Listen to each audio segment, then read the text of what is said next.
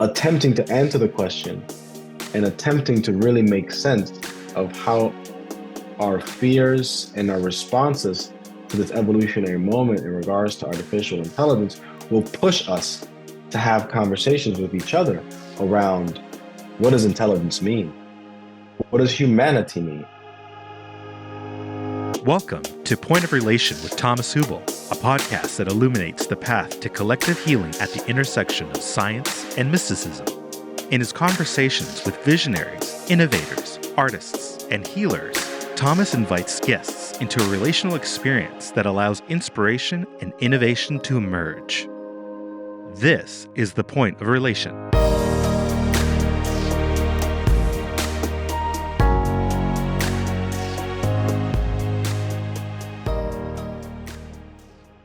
Our guest for today's episode is Dr. Angel Acosta.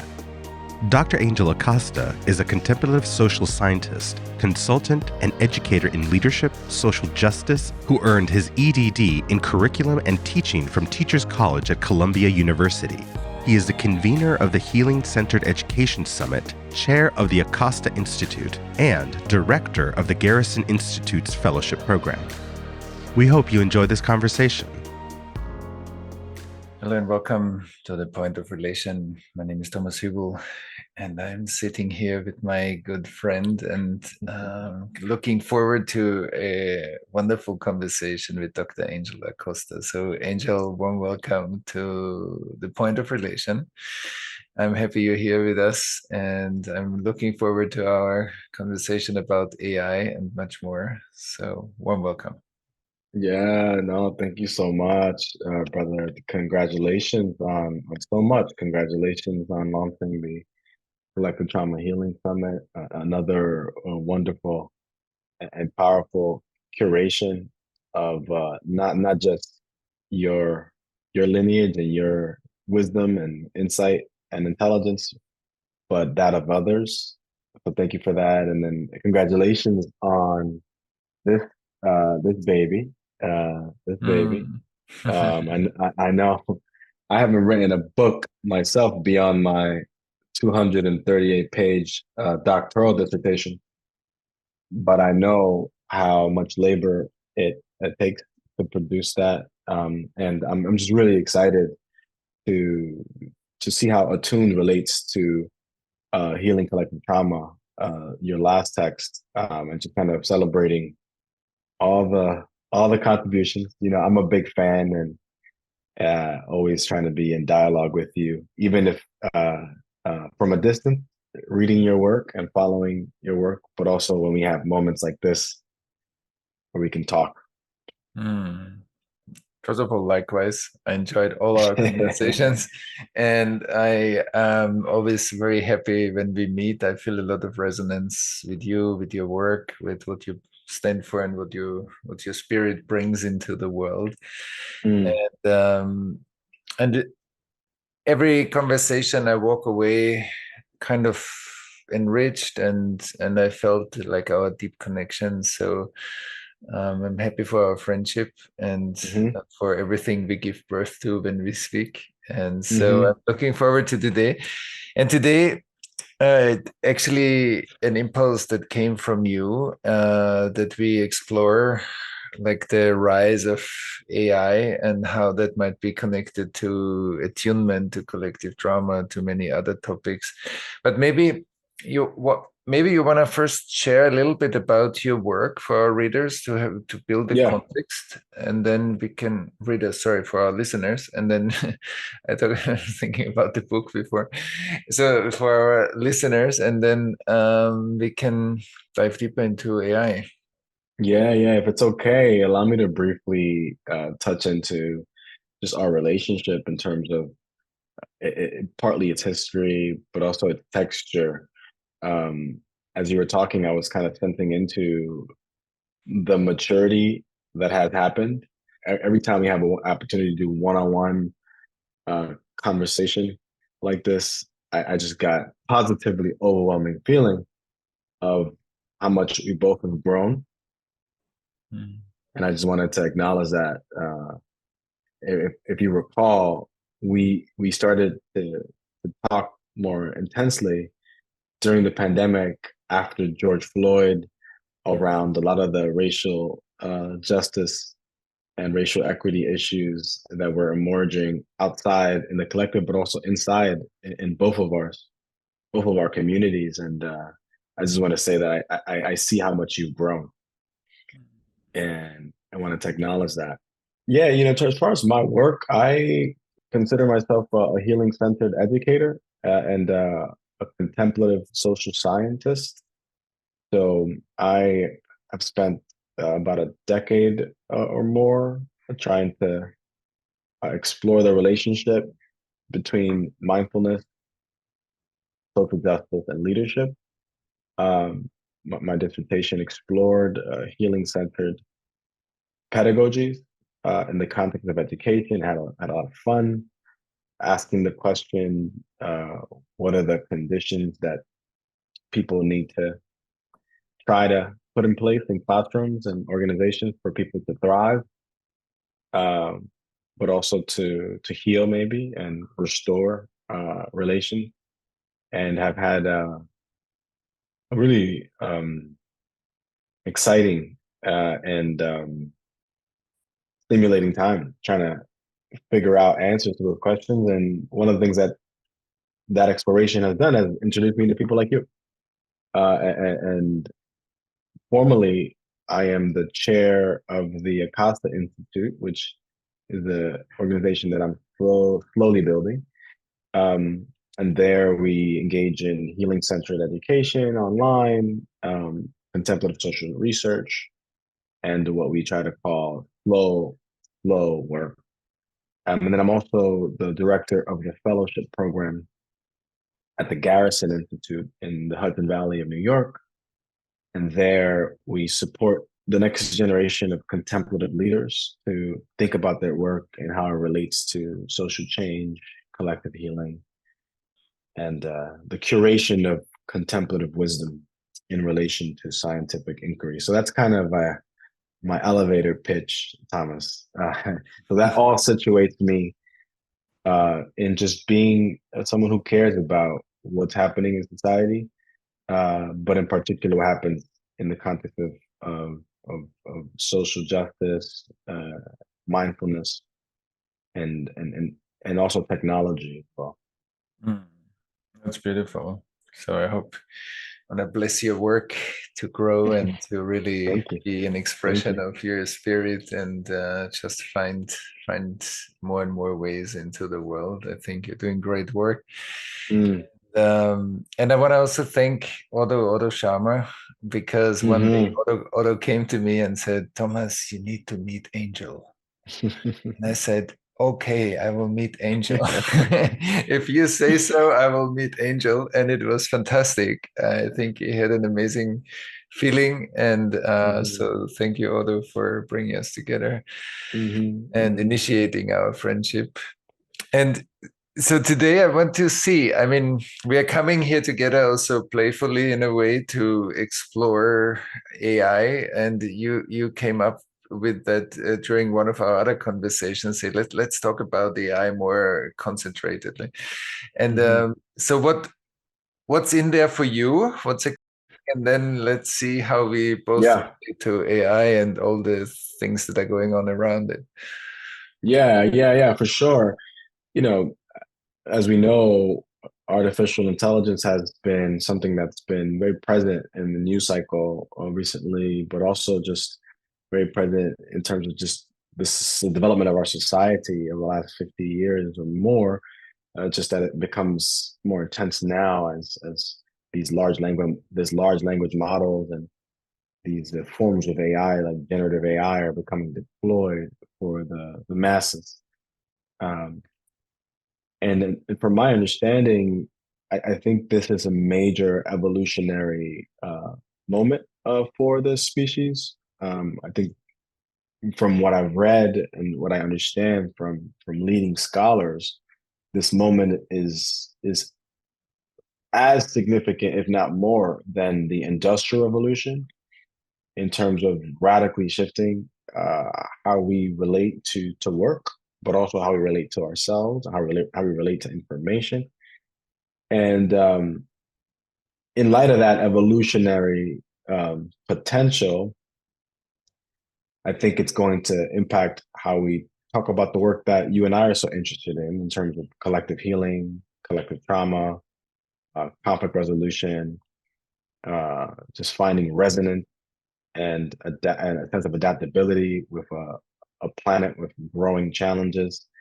Um, and in particular, there's so much because of how fast this thing is unfolding and how much information there is around it, um, with its potential to do harm and its potential to do good.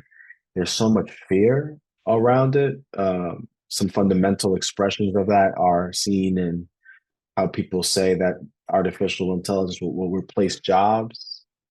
Some real consequences of different forms of AI is that it will reinforce inequality. It'll reinforce the wealth gap. It'll reinforce racial discrimination by the ways that AI is deployed to police, to identify through facial recognition, sometimes falsely, to give loans to people or to deny loans, um, to make medical diagnoses, uh, which will support but also will misdiagnose um, those who aren't legible to these pre-programmed and pre-trained models.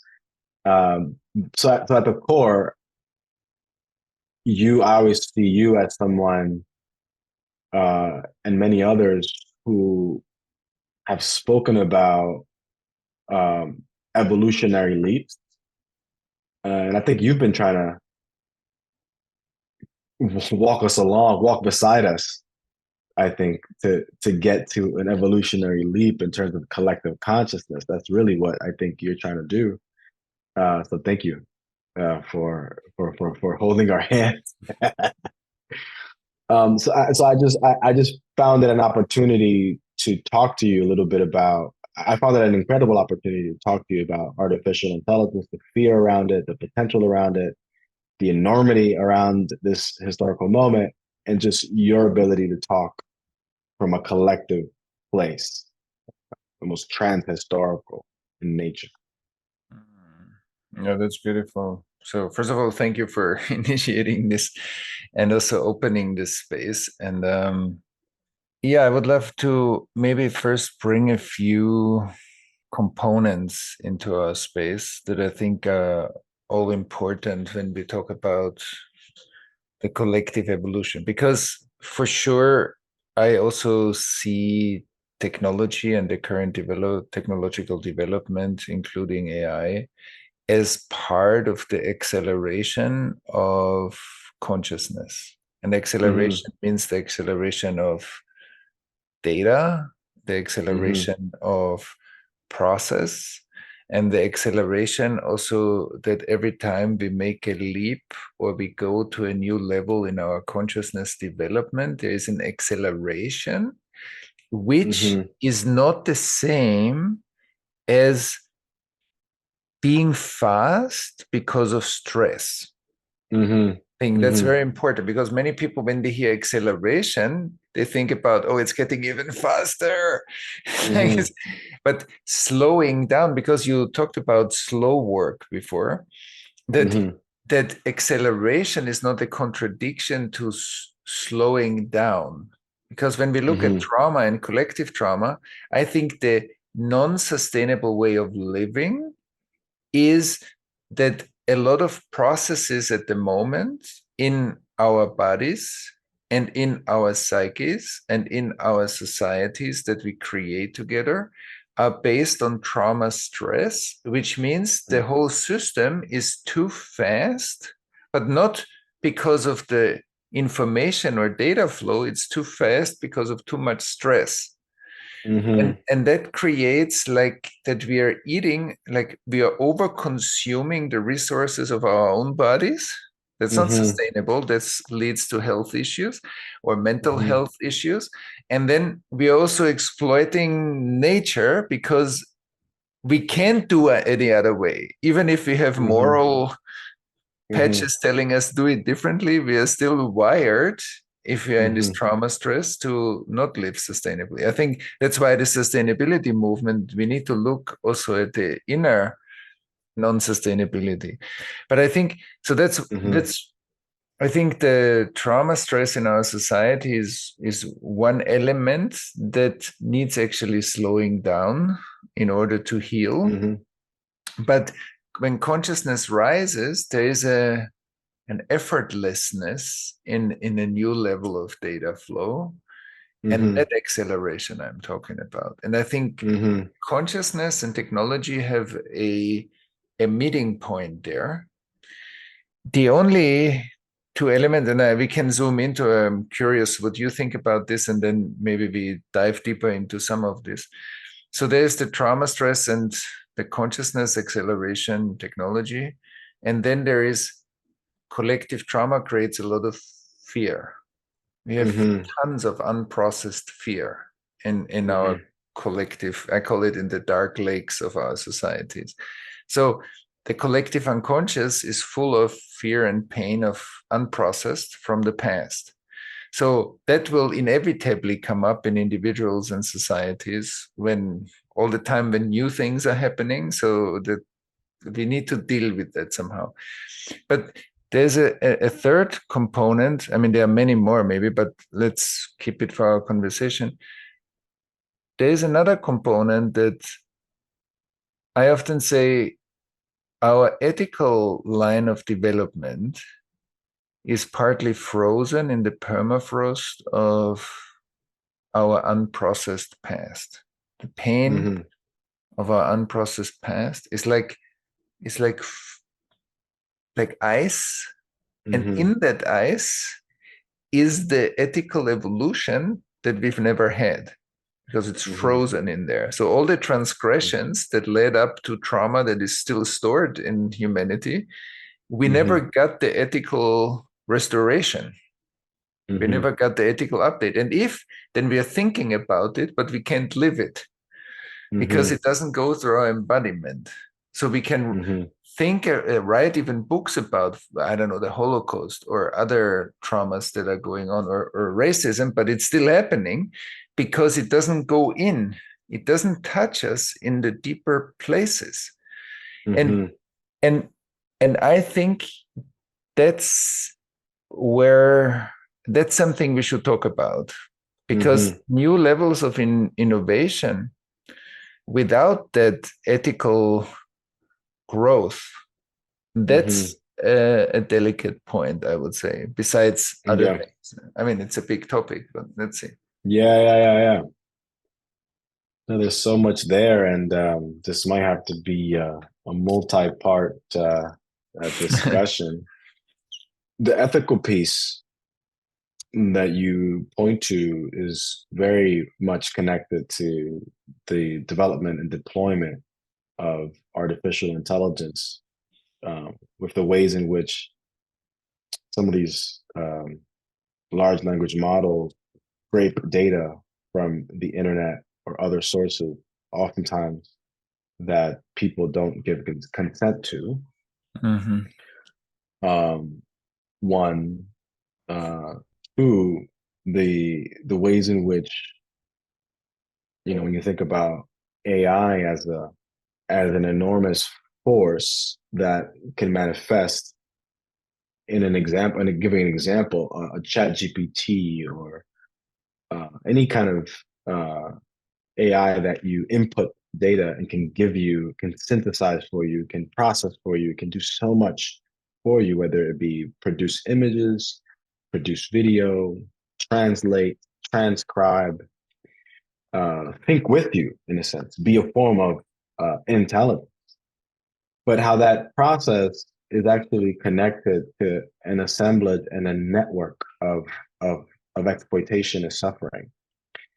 So it's not just this software or this process that you can engage, but it's the thousands of people who had to code the fundamental data that ended up training the model at low wage labor. It was the water that had to cool the computer fans and superconductors that produced the data in the first place. It was the digging of tunnels to produce the networks of fiber optic cables to connect us to the internet.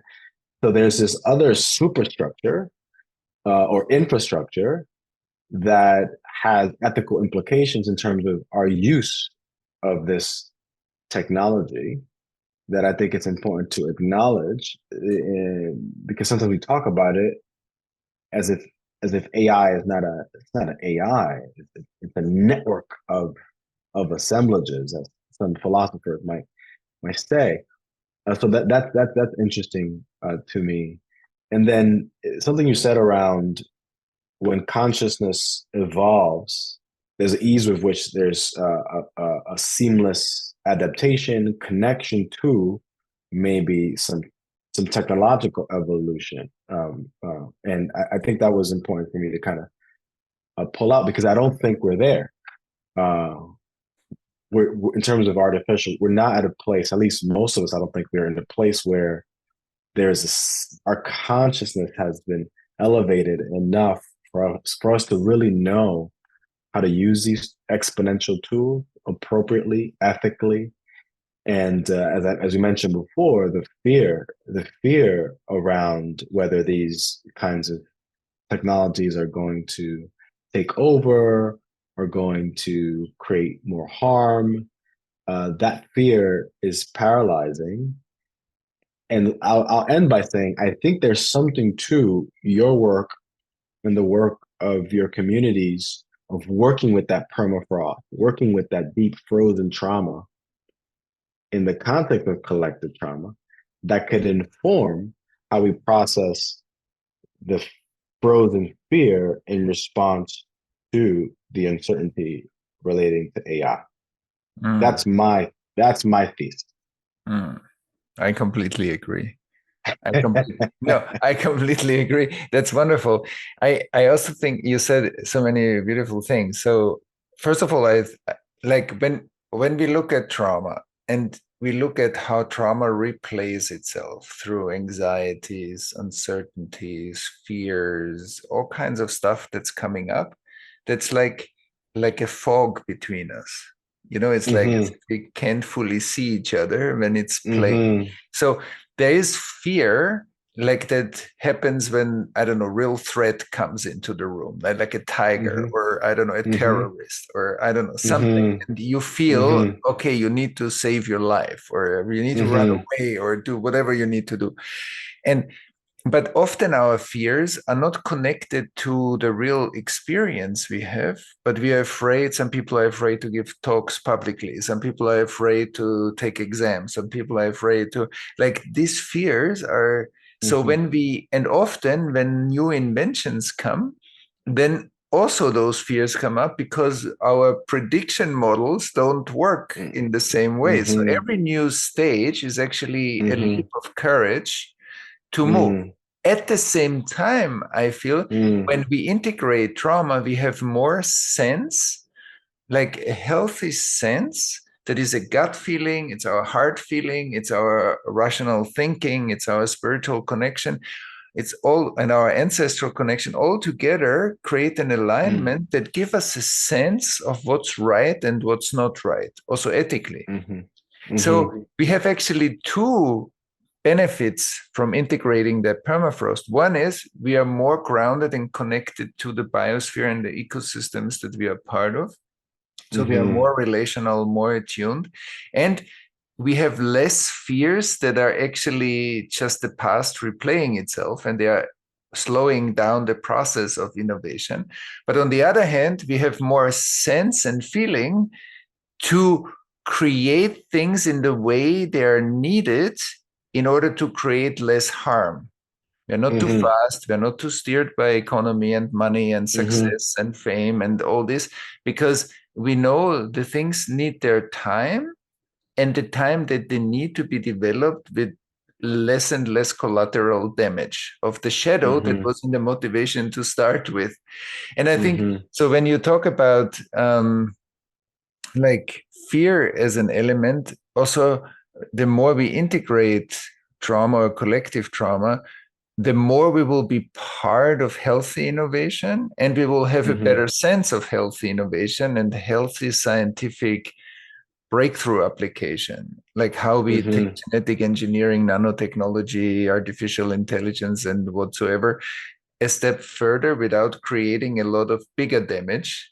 And new cycles of re-traumatization that at the beginning, it seems, we often don't see.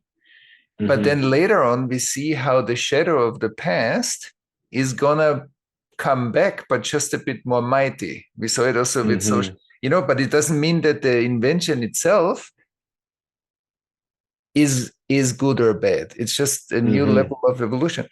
And the other thing I wanted to speak to is also, I want to point out something you already mentioned, that AI learns, first of all, how the data is being used is an ethical question and needs to be examined really deeply. I think that's very true. AI learns from a system that is not even aware how much it is not aware of what it's not aware of. Like, we are not aware of what we are not aware of. And we just see symptoms, conflicts here, war here, the Middle East's on fire, then this is happening, and this, but we are not aware what are the components that create this. We still connect it to some superficial reasons sometimes, but not to the real process that is outside of our awareness. So when our nervous system is not aware of some of the processes collectively, because they are stored somewhere in the collective unconscious, so then AI as a learning system is actually digesting or incorporating data that looks through filters. We see it also with the racial biases, with the and what and all the consequences that will or might have if we don't correct it. Then and that's one element that that has severe traumatic impact. And then there are many others that, and I think that's what we also should talk about, how machine learning is learning from a system or a data pool that has a lot of unconscious processes in the complexity. And sometimes people say, oh, complexity, is unpredictable. And yeah, maybe that's true, but unconsciousness in complex systems very much amplify the unpredictability of complex systems. And I think that needs to be included when we build artificial intelligence. Like, what kind of data are we learning from? And maybe what's the potential of an artificial nervous system as a mirror for our nervous system that we are not aware of. So both. And I'm curious, what do you think about this? Yeah, there's a lot there, man. There's a lot there. I wish I could rewind that, and I will after this. I think that, just to land on the last thing you said around kind of an artificial nervous system as a mirror, I think that's really powerful, because in that mirror, uh, as you're pointing to, you can kind of trace the bias. You can trace what's being left out, what's being ignored, what's being amplified in terms of our fears or expectations, and that's a really big kind of um, problem in terms of the bias that some of the developers and the coders of some of these technologies bring to bear, and how that those biases shape the behavior of these AI, and by extension of the metaphor that you just mentioned, shape the collective nervous system of AI. So I think there's a rich learning there for us to learn about what is it about us that would create the conditions for something that we created to behave in such limiting ways. Um, and at the same time, Thomas, I want to also hold the potential that this can be an extraordinarily positive opportunity for us to leverage artificial intelligence to aid us in, on the one hand, maybe processing our collective trauma, maybe refining our perspectives around what are we unconscious about. Like, what would that look like? What would it look like to develop artificial intelligence that's built to help us map our collective unconscious? That's it's a question. And I think that I haven't asked that question before. I'm asking it because I'm talking to you and I'm thinking freshly with you. But that question comes so naturally, partly, I think, because I've spent a little bit of time processing my fear around AI, so much so, at least enough that it allows me to hold both the parts of it that may generate incredible levels of harm, but also ask certain kinds of questions around its potential in a positive way. And I think there's something there around being grounded enough with this where we can both ask really powerful questions around its potential to have a positive impact on human evolution, and how is it a tool for it. At the same time, paying attention to how it can do the opposite and actually generate regression in terms of consciousness leaps with the level of bias and yeah, the level of bias that it can reproduce. Mm.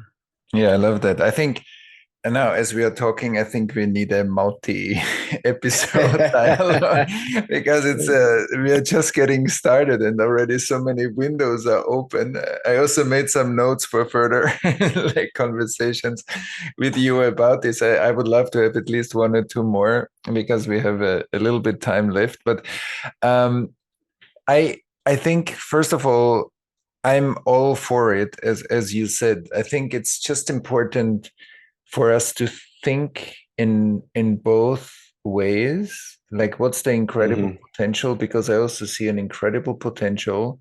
I also see an Hmm. incredible potential for technology to take over a certain level of life sustenance on the planet Hmm. in a way Hmm. that frees up human consciousness to other dimensions. I think that there's Hmm. something there about the evolution of our consciousness that technology and the current development is here to support also. So I want to put this also in place. I don't want to just look at the shadow sides, as you said, Hmm. but I think it's important because I think it's important that the learning happens because humanity is learning, us being deeply committed to live and walk a life full of integrity, vulnerability, the correction of our own mistakes, the willingness to learn constantly, like the willingness to be deeply related and be updated from like conversations like this update me. I always learn something new also in every group. I think that's a very important function to be always open and bow down to what life teaches us. But it seems like that's a human function, but that's not only a human function, that also has a translation into the intelligence that we create. And I think we are looking at AI already as something separate. Mm. And on the one hand, it's kind of, it's even a good process because it's like as if an alien were to land here, like Mm-hmm. an extraterrestrial coach. Yeah. What would an extraterrestrial coach human? Like how what would he teach us, or she, or it, or whatever? Mm-hmm. And Mm-hmm. they, I don't know, like how would intelligence that comes from outside, or that's a question mark too, if what is outside in that sense, but and I think there is a moment of awakening that comes at the beginning through fear, like in the othering of artificial intelligence, is also like a recognition of humanity's isness, because suddenly Mm-hmm. there's the beginning of another that is, there is othering within humanity, but there is no other to humanity. But now there is Mm-hmm. another to humanity, like it's, oh, it's artificial intelligence, us. And I think that's based on trauma. But on the other hand, it creates kind of a bit of an awakening, and it grows a certain kind of perspective that is important. But it's also important that we learn to transcend it, and that we see all of our movements inevitably influence the future, with or Mm-hmm. without artificial intelligence. We saw it the last thousands of years, and it's going to continue. And I think that's that impulse that we all send into the future, that is a design factor for the future, is important. And so our ethical ways of moving, I think, are crucial, because I don't think we are in a place that, okay, tomorrow AI is taking over and that's it. I don't think that that's what's happening. So it's very important how we are steering through this moment is also generating the outcome. The outcome is not a set thing. And Mm-hmm. yeah, I think that that discussion I would like also to deepen. Another Yeah. discussion, I want to open one more window, and then we see how to tie them together and maybe come back and deepen some of them. Um, is I think the issue that secular modernity has is that a very, very important function, the influence, if you want to say it with more secular terms, of the future, if you want to say it with more religious terms, the divine God, has an agency.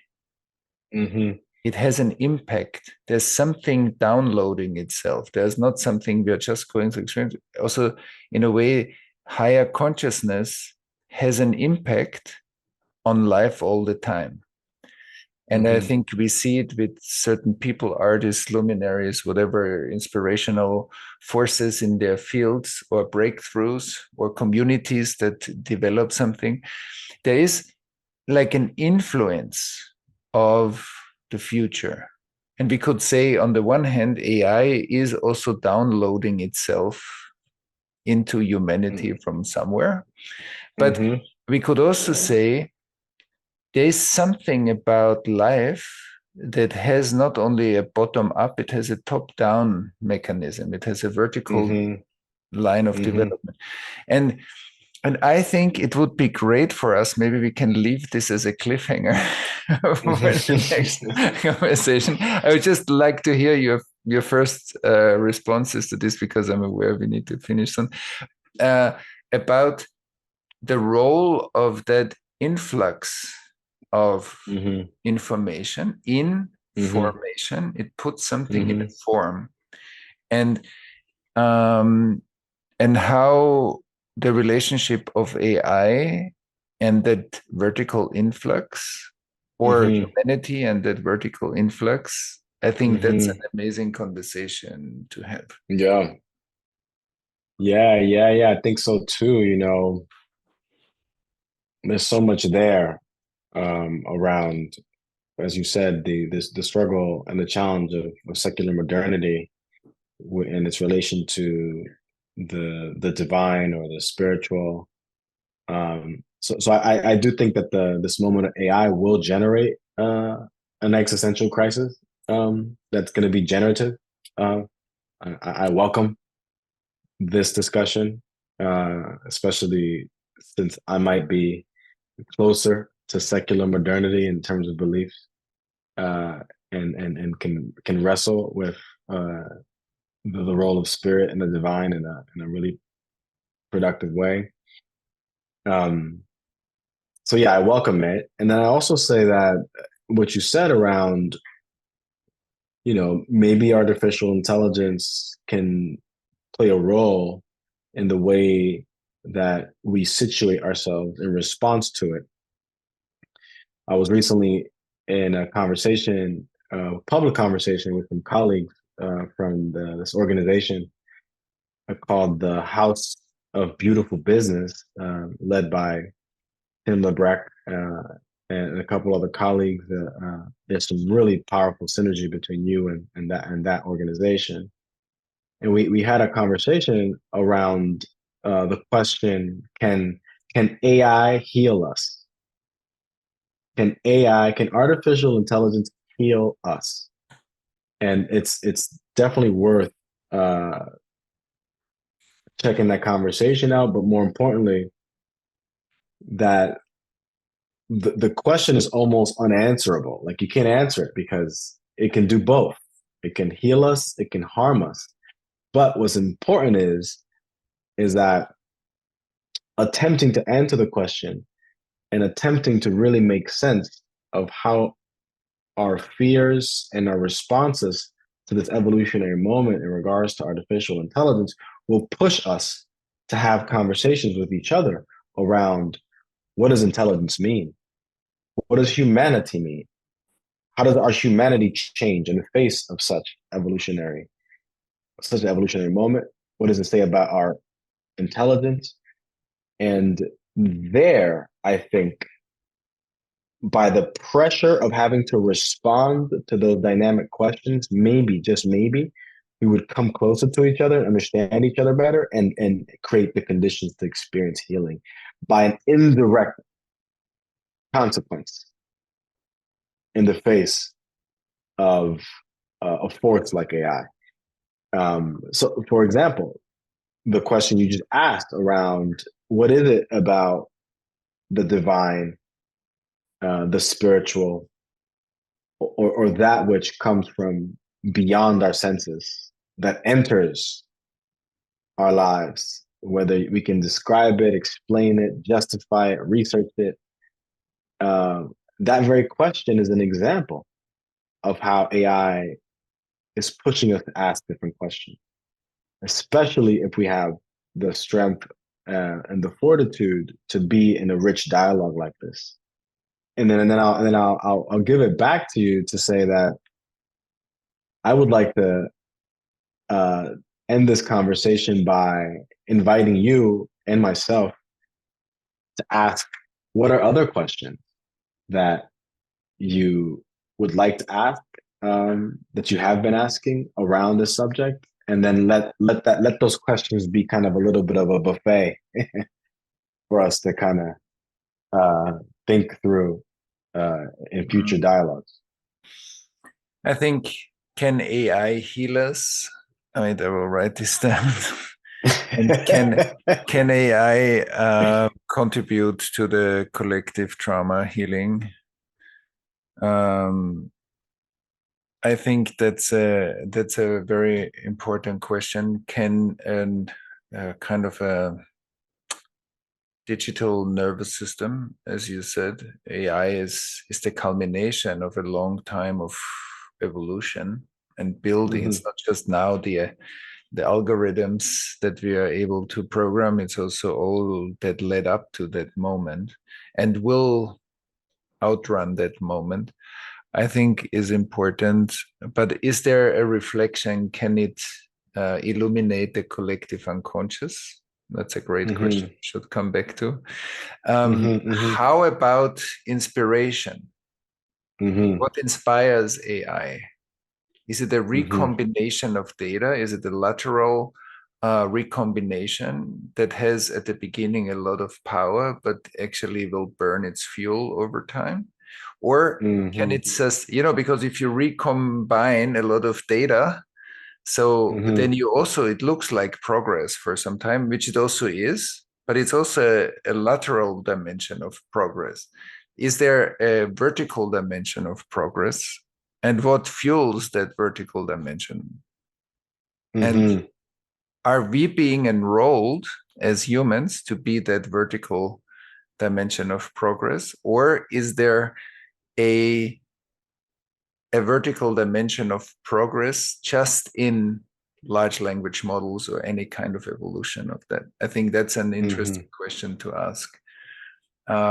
So what's the future whispering to AI, or how does AI create its own future? And Yeah. what is the future that's calling AI or us as living humans, or are we living as AI? So these are all great questions that I think, is AI separate from human consciousness, or is it part of it? Are we all part of one? There are many questions I think we can ask. Yeah, we can talk all day, and I think the question you said around the agency that the divine might have, or that God might have, has been always a long-standing question in theology and in spiritual communities, regardless of where you stand around God and deities, right? So whether God exists or not, gods exist or not. Um, yeah, there's always been a really provocative question around the agency, the agential power of of of of, of spirit, of spiritual forces, and then connecting to the point you named earlier around the limits of secular modernity, of not having the language to talk about God's agency, not having enough language to talk about that vertical inspiration that can come through, that might be influencing AI.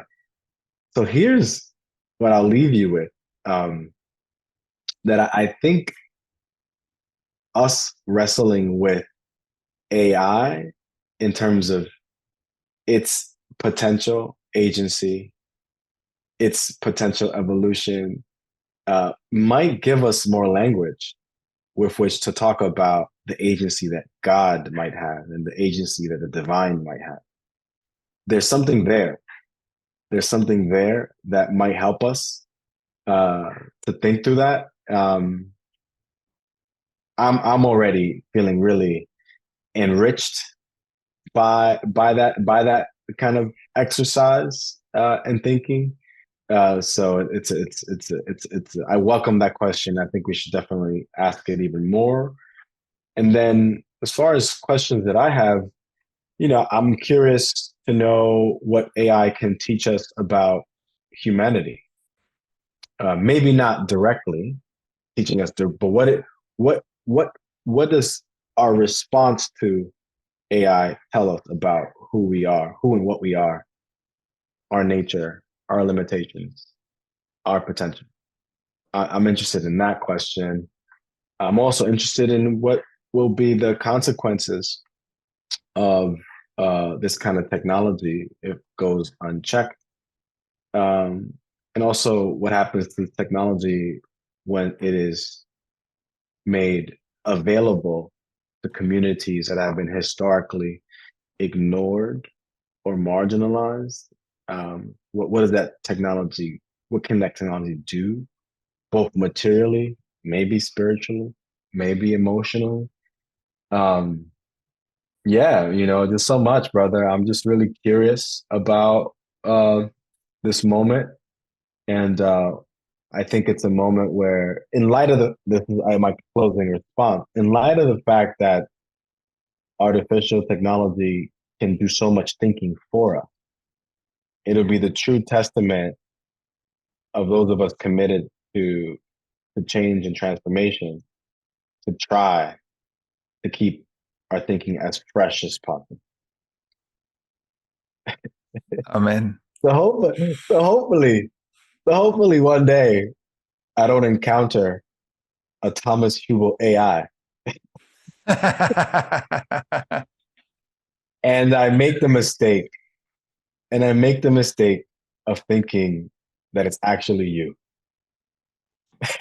I think these are powerful words to close our Uh, conversation for today. Angel, it's a yeah, joy, it's fun, it's deep, it's inspiring. Thank you so much for this. And we will have a part 2 and a part whatever. Let's see how much we need. I'm very open to continue this. And we have lots of questions to leave in the space for everybody who's tuning in right now. Please,